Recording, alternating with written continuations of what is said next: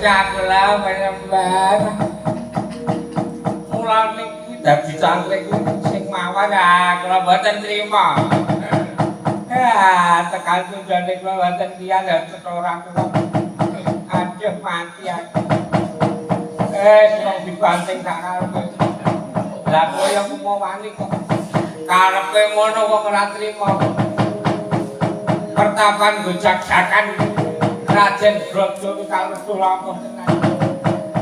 Mula-mula maya kaya kuwi ya jeblosan aku ora kenal.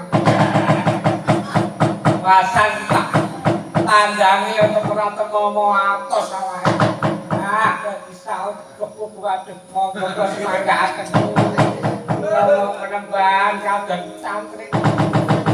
Saiki mungkin malah kowe karo kanca-kancamu kabelan para kawula. Padha golek slamet kepiye carane penemban.